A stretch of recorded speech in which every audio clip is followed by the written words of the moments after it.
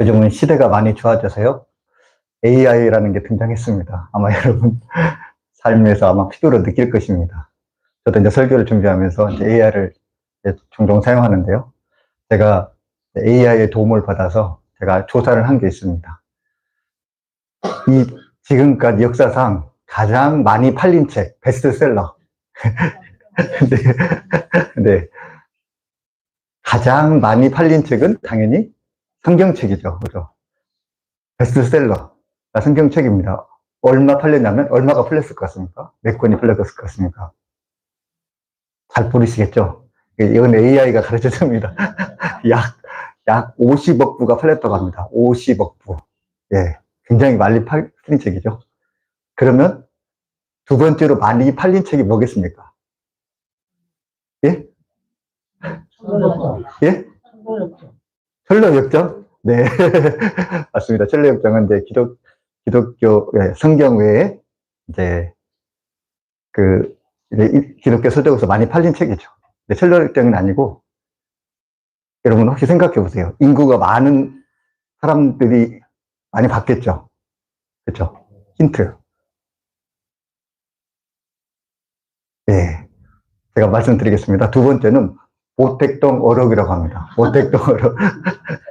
왜 모택동 어록이 많이 팔린지 알겠죠? 왜냐하면 중국 사람들이니까. 그죠? 거의 뭐 중국에서는 모택동이 뭐 살아있는 신이잖아요. 한때 그런 이제 신의 경지까지 이른 사람입니다. 이 모택동 어록이 약 8에서 10억 부가 팔렸다고 합니다. 그다음 여러분, 세 번째는 무엇일까요? 세 번째는 잘 모르시겠죠? 세 번째는 여기서 이제 제가 추측을 했습니다.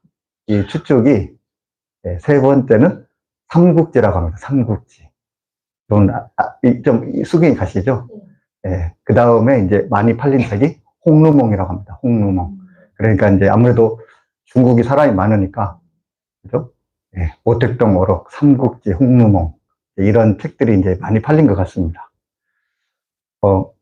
그렇죠. 여러분, 삼국지라는 책, 우리나라에서 굉장히 많이 읽히고 사랑받는 책입니다.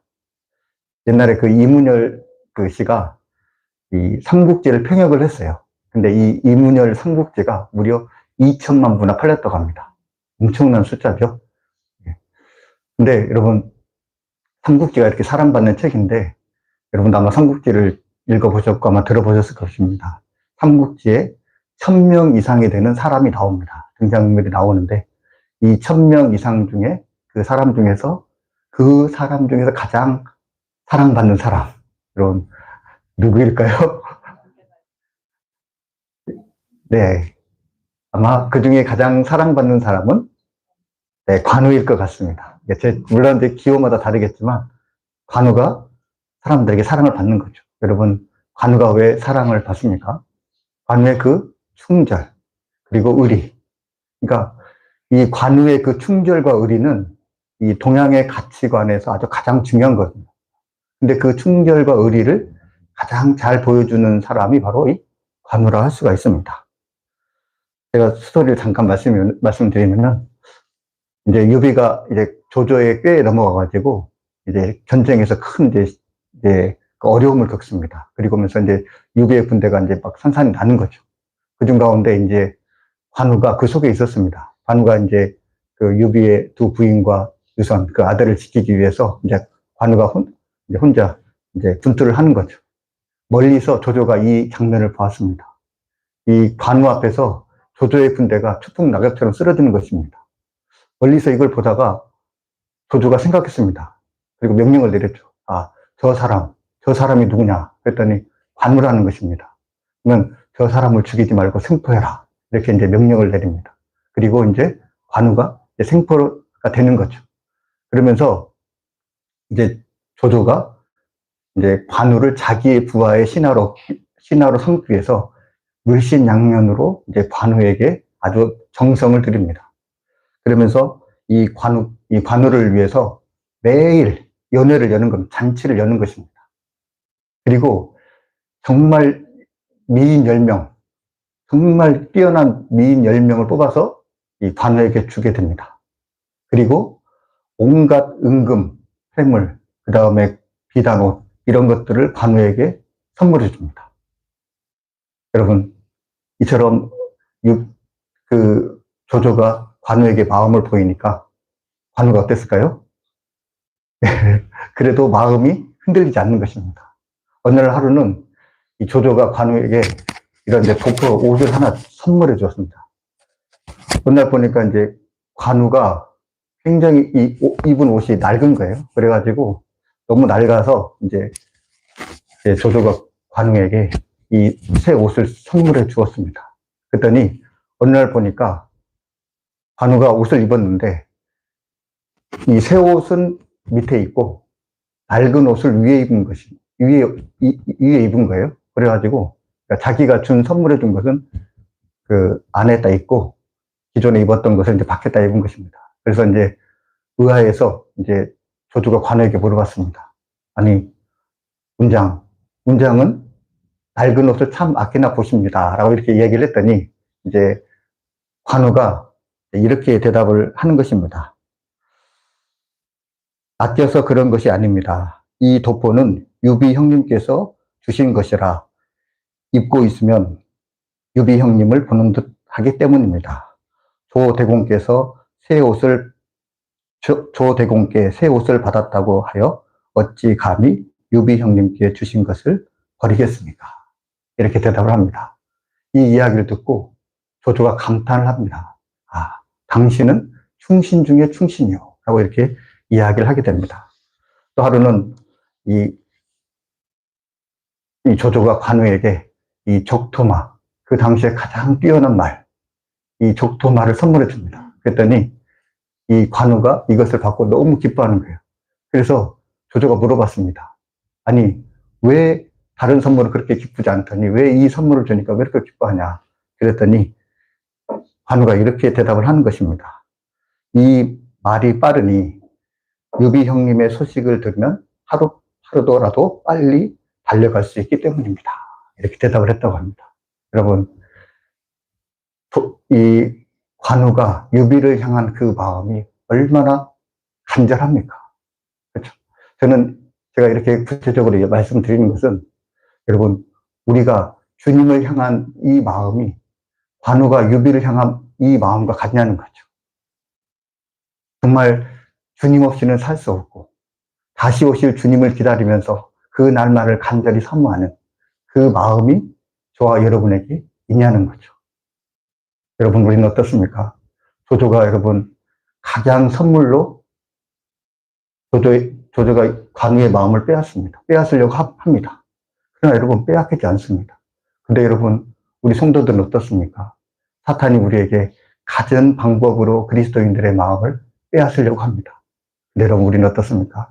세상과 짝하고 세상과 연합하고 주님보다는 세상을 더 좋아하고, 여러분, 그것이 우리의 마음이 아닐까 하는 생각이 듭니다. 여러분, 정말 관우가 정말 유비에 향한 그 마음이 간절했듯이, 아니 그 이상으로 우리가 주님을 향한 그 마음이 간절했으면 좋겠습니다. 일편단심 정말 주님을 사랑하고 주님을 향한 그 마음이 저와 여러분의 마음이 있길 바랍니다. 오늘 예수님께서 이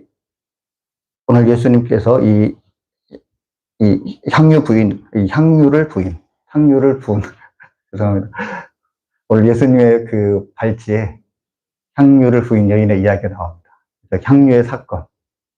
이 향유의 사건은 마태, 마가, 누가, 요한복음 이 4복음서에 동일하게 기록이 되어 있습니다.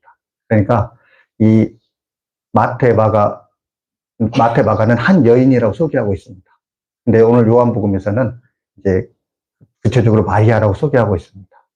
누가복음 마리아라고 소개하고 있는 거죠. 이 마리아가 예수님께 값비싼 향유를 부어드립니다. 여러분, 사복음서에 나왔으니 이건 아주 중요한 사건이라는 거죠. 중요한 사건이고, 또 오늘 12장 1절에 보니까 6월절 엿새 전에라고 되어 있습니다. 6월절 엿새 전에라는 것은 예수님께서 돌아가시기 전 6일 전이라는 것입니다. 그러니까 예수님께서 돌아가시기 전에 얼마 직전의 사건이니까 굉장히 이 사건이 중요하다라는 것입니다. 오늘 1절에 이렇게 말합니다. 6월절 예세전에 예수께서 베다니에 이르시니 이곳은 예수께서 죽은 자 가운데서 살리신 나사로가 있는 곳이라 말씀합니다. 그러니까 이제 시간적으로는 6월절 예세전이라는 것입니다. 이거는 예수님께서 이제 금요일 날 돌아가셨으니까 그 전주 토요일 날이 되는 거죠. 그러니까 굉장히 이제 이 사건이 십자가에 돌아가기 직전에 이루어졌다는 것을 우리가 알 수가 있습니다. 오늘 이 요한 사도는 예수님의 죽음을 6월절과 연관시키고 있습니다. 여러분, 6월절이라는 것이 어떤 절기입니까? 6월절은 이 이스라엘 백성들의 애굽에서 종살이 하고 있을 때 애굽으로부터 해방된 날, 애굽으로부터 탈출된 날이 바로 6월절 절기입니다. 그러니까 하나님께서 모세를 통해서 명령하시죠. 6월절 어린 양의 피를 좌우 문지방과 문설주에 발라라. 그러면 그 피를 보고 넘어가리라. 그러니까 이스라엘 백성들은 이 장자의 죽음을 면할 수가 있었습니다. 그리고 그 사건을 통해서 이제 그들이 이제 애굽에서 탈출을 할 수 있었다라는 거죠. 지금 성경은 예수님의 죽음을 6월절과 연관시키고 있습니다. 그것은 바로 예수님의 죽음으로 인해서 우리가 죄로부터 해방받고 우리가 노임을 받은 사건이라는 것입니다. 그리고 여러분, 예수님께서 6월절 어린 양이 되셨다라는 것입니다. 그리고 예수님께서 우리를 위해서 대속의 죽음을 죽였음을 성경은 말씀하고 있는 것입니다. 죽은 나사로를 살리시고 이 대제사장들과 바리새인들이 예수님을 죽이기로 결정을 합니다. 그러면서 이제 예수님을 죽이기로 이제 본격적인 이제 활동을 하게 됩니다. 요한복음 11장 57절에 보면은 이는 대제사장들과 바리새인들이 누구든지 예수 있는 곳을 알거든 신고하여 잡게 하라 명령하였음이라라. 이제 잡으라고 명령하는 거죠. 지금으로 말하면 예수님께서 이제 지명 수배자가 된 것입니다. 예수님이 알고 계시는 것이 있으면 무조건 잡는 거죠. 근데 예수님께서 이렇게 지명 수배령이 내리셨는데 예수님께서 가시는 곳이 바로 이 베단이라는 마을입니다. 이 베단이라는 마을은 나사로와 마르다 마리아 이 형제들이 살고 있는 곳입니다. 그런데 이 베단이라는 것은 예루살렘과 거리가 약 5리 정도 떨어졌습니다. 여러분, 5리 떨어진 거리는 지금으로 말하면 얼마 정도 되는 거예요? 예? 네, 심리가 4, 5km죠. 그죠? 심리가 4, 5km니까 5리면은 2, 3km죠. 2, 3km. 그죠? 그만큼 여러분 2, 3km면은 약 2.5km면은 성인 발걸음으로 한 20분 정도 그죠? 거리 가면 걸으면 되죠. 그만큼 여러분 베다니는 예루살렘과 아주 가까운 거리에 있다라는 것입니다. 여러분 이것은 무엇을 말합니까? 사람들은 예수님께서 나타나지 않을 거라 생각을 했습니다. 왜냐하면 잡히면 죽으니까. 예수님께서 6월절 절기에 예루살렘에 올라오지 않을 거라고 생각을 했습니다. 그런데 예수님께서는 바로 이 종교 지도자의 거점인 이 예루살렘 코앞, 이 베단에 지금 있는 것입니다. 그러니까 쉽게 얘기해서 그냥 예수님께서는 나 잡으시오 이런 겁니다. 그러니까 예수님께서는 그 죽음을 두려워하지 않는 거죠. 그러면서 지금 그 적굴의 소굴로 그 근처로 지금 발걸음을 옮기셨습니다. 예수님께서 지금 6월절 대속의 어린 양이 되기 위해서 그리고 십자가의 고난이 자기 앞에 있다는 것을 알고 있음에도 불구하고 주님께서 지금 베다니에 가신 것입니다. 예수님께서 이렇게 예루살렘으로 향하고 있는데 그런데 사람들은 이 예루살렘으로 향하는 예수님에 대해서 알지 못했습니다. 오히려 이 예수님에 대해서 오해를 했습니다. 사람들은 예수님에 대한 기대감이 있었습니다. 왜냐하면 예수님께서 정치적인 메시아로서 이 유대와 예루살렘을 해방시킬 거라고 생각을 했습니다. 그래서 그 희망이 예수님께 있었습니다. 예루살렘을 향하는 길에 야고보와 요한이 예수님께 이렇게 부탁을 합니다. 마가복음 10장 37절에 여짜오되 주의 영광 중에서 우리를 하나는 주의 우편에 하나는 주의 좌편에 앉게 하여 주옵소서. 여러분, 예수님께서 영광 중에서 라는 것입니다. 이들이 생각하는 그 영광이라는 게 무엇입니까? 예수님께서 이제 예루살렘 가셔서 이제 이스라엘을 해방시키는 것입니다. 그리고 정치적으로 독립을 이루신 것입니다. 그게 영광 중이라는 거죠. 그 영광 중에 하나는 좌편에, 하나는 우편에 앉게 해달라는 것입니다. 자신과 같은 자신들을 통치자로 세워달라는 거죠.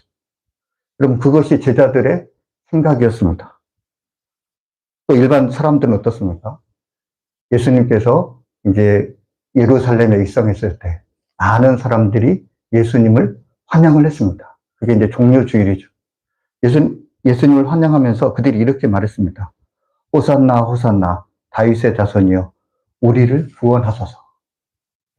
다윗의 자손이여, 우리를 구원하소서. 여기서 우리를 구원해달라는 것이 무슨 말입니까? 정치적인 억압으로부터 우리를 해방시켜달라는 거죠. 다윗과 같은 그러한 왕이 되어달라는 것입니다. 이것이 바로 그들이 생각하는 예수님에 대한 기대요 생각이었습니다. 희망이었던 거죠. 사람들은 예수님께서 왜 예루살렘으로 올라가시는지 그것을 알지 못했습니다. 예수님이 누구이신지 알지 못했다라는 것입니다. 여러분, 오늘 주보의 첫 면을 보셨을 것입니다. 오늘 주보의 첫 면에 보면은 오늘 주연절 첫째 주일이라고 쓰여 있습니다. 주연절 첫째 주일이 오늘 주일입니다. 여러분, 주연절이라는 것이 어떤 절기입니까? 그러니까 예수님이 누구이신지 드러내는 것, 이것이 바로 주연절이라는 것입니다. 그러니까 주연절 앞에 성탄절이 있잖아요. 이 성탄절이라는 것은 하나님께서 주님께서 육신의 옷을 입고 이 땅에 태어나신 사건이 성탄절입니다. 그죠? 성탄절인데 이제 이 태어난 사람이 누구인가를 드러내는 것이 이제 주연절이다라는 것입니다. 그러면서 여러분 오늘 수세 주일로 지켰습니다. 수세라는 것은 예수님께서 세례를 받았다라는 거죠. 세례를 받으신 이 사건을 통해서 예수님께서 어떤 분이신가를 우리에게 밝게 보여준다라는 거죠. 예수님께서 세례를 받을 때 하늘로부터 어떤 소리가 들렸습니까? 이는 내 사랑하는 자요, 내 기뻐하는 자라. 주님이 누구이신가를 하나님께서 직접 알려신 거라는 거죠. 하나님의 아들이심을 하나님께서 선포하셨다라는 것입니다. 또 이 주연절을 대표하는 사건, 예수님이 누구이신가를 가장 또 잘 드러낸 사건이 바로 동방박사들의 경배입니다. 이제 예수님께서 태어나셨을 때 동방박사들이 예수님을 찾아왔습니다. 그리고 예수님께 세 가지 예물을 드렸습니다. 여러분 무엇을 드렸습니까? 황금을 드렸습니다. 황금은 무엇입니까? 왕에게 드리는 선물입니다. 그들이 선물을 준비했을 때 그냥 준비하는 것이 아니라 그 격식에 맞췄다라는 거죠.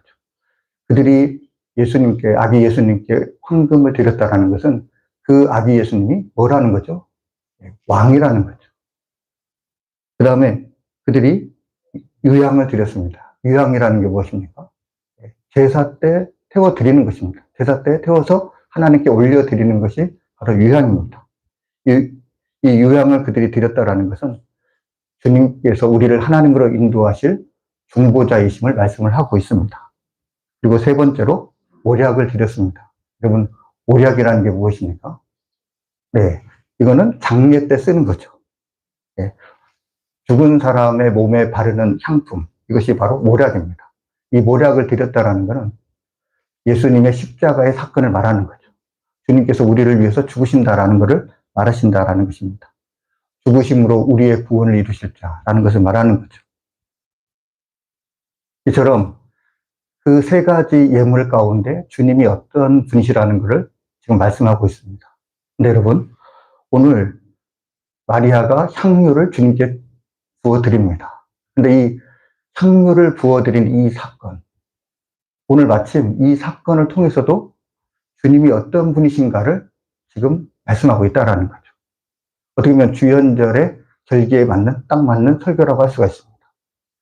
이 마리아가 주님께 향유를 드린 것은 물론 지극한 사랑을 나타내는 어떤 성도의 본이라는 것도 있지만, 그러나 이 향유를 부어 드림으로써 예수님이 어떤 사역을 하셨는가를 우리에게 말씀해 주고 있다는 거죠. 오늘 3절에 보면은 마리아는 지극히 비싼 향유, 곧 순전한 나드 한 근을 주님의 발 앞에 부어 드렸다라고 말씀하고 있습니다. 이 지극히 비싼 향유, 곧 순전한 나드 한 근. 여기서 순전한 나드라는 거는, 그러니까 그 나드의 생산지가 어디냐면은 이 히말라야, 그러니까 히말라야 밑에 티벳과, 죄송합니다. 그 히말라야 산맥, 그러니까 이제 지금으로 말하면은 인도의 일부, 또 죄송합니다. 갑자기 어디죠? 제가 갔는데 히말라야가 있는 데가 어디죠? 네팔. 죄송합니다. 그러니까 이제 이거는 아무 데서 나는 게 아니라 네팔의 그 히말라야 그 산맥, 그러니까 히말라야가 이제 그 네팔을 통해서 이제 인도를 통해서 이제 쫙 파키스탄에 날아가지 않습니까? 그러니까 거기에서 나는 아주 귀한 거다라는 거죠. 왜 귀한 거냐면, 물론 이제 생산량도 적을 수가 있겠지만, 그것이 이제 히말라야 밑에서 생산이 되어서 이 유대 팔레스타인까지 오기가 그게 너무 힘들다라는 거죠. 왜냐하면 지금은 비행기가 있고 교통이 좋아서 아무것도 아니지만, 이 히말라야에서 이 팔레스타인에 넘어오려면 그 거대한 장벽이 뭐냐면 지금의 페르시아입니다. 이란을 건너가야 되는데, 이 자연적인 그 방해물이 어마어마했다라는 거죠. 아마 지중해 연안에서 생산되었다고 한다면 아마 배로 운송이 되었기 때문에 좀 쌀 수가 있을 수도 있겠습니다. 그런데 이런 지리적인 어려움을 극복하고 이 팔레스타인까지 와야 되니 그게 너무 귀한 거다라는 거죠. 그런데 여러분, 그 귀한 것이 값이 얼마냐면 오늘 성경에 300데나리온이라고 말씀하고 있습니다. 여러분, 한 데나리온이 남자 성인 하루의 품삯입니다. 그러니까 여러분, 300데나리온이라는 거는 안식일을 빼면은 1년치 연봉입니다. 1년치 연봉을 지금 그 향유를 지금 주님께 깨뜨려서 지금 발에 부었다라는 것입니다. 그러니까 여러분, 얼마나 이 향유가 귀한 것인지, 그걸 귀한 걸 드렸는지 우리가 알 수가 있습니다. 그리고 또 그냥 이 향유만 떼어서 드린 것이 아니라 이것을 자기 머리털로 그거를 닦아냈다라는 거죠. 여러분, 이 이스라엘에 있어서는 이 신체라는 게 중요했습니다. 그 신체 중에서도 중요한 부위가 머리카락이었습니다. 지금도 뭐 여성분들이 머리에 신경을 많이 쓰잖아요. 근데 그 당시의 머리라는 거는 여인들의 존귀함을 드러내는 아주 중요한 수단이었다라는 거죠. 그런데 그 자기의 중요한 것인 이 머리털을 가지고 지금 예수님의 발을 닦고 있습니다. 그러니까 가장 귀한 것을 드렸을 뿐만 아니라 자신의 가장 귀한 부분도 지금 같이 드렸다라는 것을 우리가 알 수가 있습니다. 그렇다고 한다면 여러분, 예수님께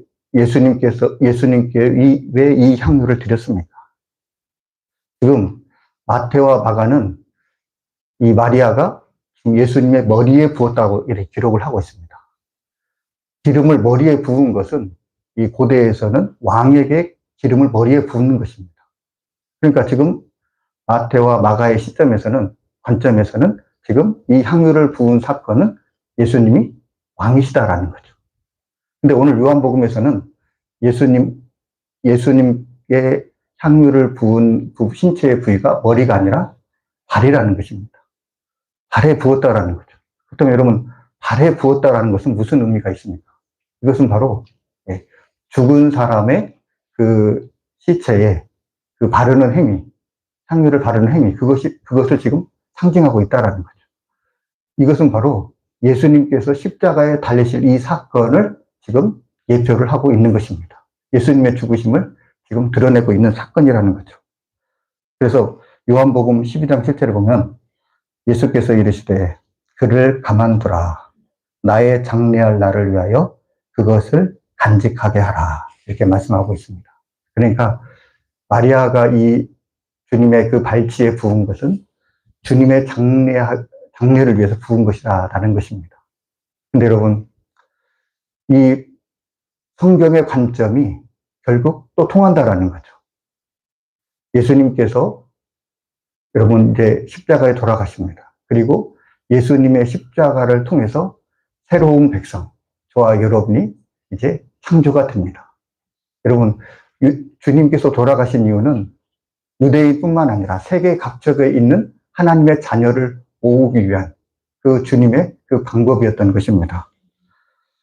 요한복음 11장 52절 말씀에 또 그 민족만을 위할 뿐 아니라 흩어진 하나님의 자녀를 모아 하나가 되게 하기 위하여 죽으실 것을 미리 말하미러라.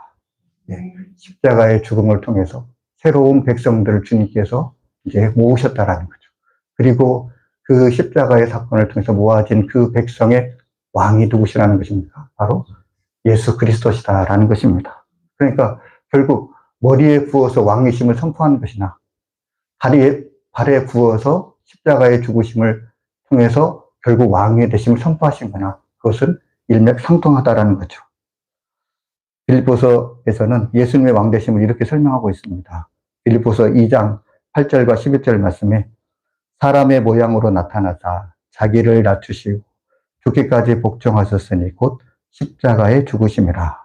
이러므로 하나님이 그를 지극히 높여 모든 이름 위에 뛰어난 이름을 주사 하늘에 있는 자들과 땅에 있는 자들과 땅 아래에 있는 자들로 모든 무릎을 예수의 무릎에 꿇게 하시고 모든 입으로 예수 그리스도를 주라 시인하여 하나님 아버지께 영광을 돌리게 하셨느니라. 네. 여러분, 이 십자가의 사건을 통해서 예수님께서 드디어 진정한 왕으로 등극하시는 그런 것이다라는 것입니다. 오늘 본문 말씀을 통해서 이 마리아를 통해서 예수님을 사랑하는 사람들이 어떤 사람인가라는 것을 생각해 보자고 합니다. 먼저 예수님을 사랑하는 사람은 자신의 가장 귀한 것을 아낌없이 드립니다. 여러분, 그것이 예수님을 사랑하는 사람입니다. 여러분, 오늘 마리아가 어떻습니까? 300데나리온, 무려 엄청난 그 돈을 지금 주님께 아낌없이 드렸습니다. 근데 여러분, 이렇게 아낌없이 드릴 수 있었던 것은 무엇일까요? 네, 주님을 사랑하기 때문에 그렇습니다. 여러분, 사랑하면은 아끼는 것이 없습니다. 여러분 자녀들을 위해서 아끼십니까?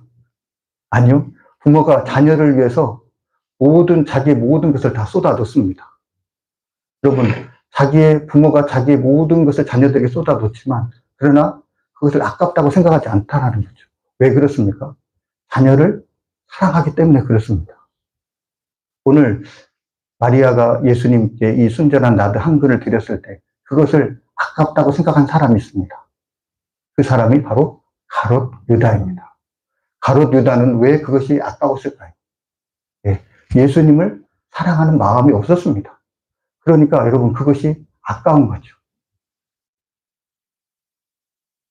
두 번째로, 예수님을 사랑하는 사람은 주님의 발치 아래 머무르는 사람입니다. 여러분, 마리아가 주님의 발치 아래 머물렀다라는 거죠. 누가복음 10장 39절에 말씀합니다. 그에게 마리아라는 동생이 있어 주의 발치에 앉아 그의 말씀을 듣더니 말씀합니다. 그러니까 지금 잔치가 열리는데 마르다는 열심히 일을 하고 있습니다. 근데 마리아는 지금 어떻습니까? 예수님의 발치에 앉아서 예수님의 시선을 구경하고 예수님의 말씀을 듣고 있었다라는 거죠. 여러분, 예수님을 사랑하는 사람은 예수님의 발치 아래 머무른 사람입니다. 그리고 예수님의 말씀을 듣는 사람입니다. 예수님께서 우리에게 가장 원하시는 것이 무엇일까요? 물론 값비싼 것을 드리는 것도 좋아하시겠죠. 그러나 예수님이 우리에게 가장 원하시는 것은 주님 안에 머물면서 주님과 교제하면서 주님의 말씀을 듣는 것. 여러분, 그것을 주님께서 가장 기뻐하신다라는 것입니다. 마리아는 예수님의 발치 아래서 예수님과 교제하며 예수님의 말씀을 들었다라는 것입니다. 사랑하는 여러분, 오늘 마리아는 값비싼 귀한 향료를 주님께 드렸습니다. 근데 여러분, 그것을 아깝지 않게 생각했습니다. 왜냐하면 주님을 사랑했기 때문에. 전혀 그것은 낭비가 아니었습니다. 여러분, 만약에 예수님께 드린 그것이 낭비라고 한다면, 여러분, 지금 인류의 역사상 그 가장 큰 낭비가 무엇이겠습니까? 하나님의 아들이신 예수 그리스도께서 죄인인 이 땅, 죄인인 우리를 구원하기 위해서 이 땅에 오신 그 사건, 그리고 우리를 위해서 십자가에 달리신 그 사건이야말로 어떻게 보면 가장 큰 낭비라고 할 수가 있습니다. 그렇잖아요. 우리는 하나님과 원수된 자입니다. 우리는 구원받을 자격이 없는 사람들입니다. 그럼에도 불구하고 주님께서 이 땅에 오셔서 자기 몸을 내어주셨습니다. 아마 이것이야말로 가장 큰 낭비일 것입니다. 그런데 여러분, 주님께서는 그것을 낭비라고 생각하셨을까요? 아닙니다. 그것을 전혀 낭비라고 생각하지 않았을 것입니다. 왜 그렇습니까? 구원받을 자격이 없지만 우리를 사랑하셨기 때문에 그렇다라는 거죠. 여러분, 무엇보다도 이처럼 주님께서 우리를 사랑하셨습니다. 우리도 또한 오늘 마리아처럼 자신의 가장 귀한 것으로 주님을 경배하고 주님을 높여드린 것처럼 우리의 가장 귀한 것을 주님께 드림으로 주님을 기쁘시게 하는 저와 여러분이 되셨으면 좋겠습니다. 무엇보다도 주님의 발치 아래에서 주님과 교제하며 주님의 말씀을 듣는 저와 여러분이 되시길 주님의 이름으로 축복합니다. 기도하겠습니다. 사랑의 주님, 우리를 사랑하사 낭비처럼 보이는 십자가의 길도 기쁨으로 걸어가신 은혜에 감사드립니다. 마리아처럼 주님의 발치에 머물며 주님의 말씀을 듣는 마음을 우리에게 허락하여 주옵소서. 세상의 유혹과 계산이 아니라 오직 주님을 향한 사랑으로 가장 귀한 것을 드리게 하옵소서. 처음 사랑을 잃어본 우리의 마음을 다시 깨우시고 흔들리지 않는 믿음을 부어 주옵소서. 십자가에서 왕이 되신 주님만을 우리의 참된 주로 고백하게 하시고 다시 오실 주님을 사모하며 삶으로 예비하는 성도가 되게 하옵소서. 이 모든 말씀 예수님의 이름으로 감사하며 기도하옵나이다. 아멘.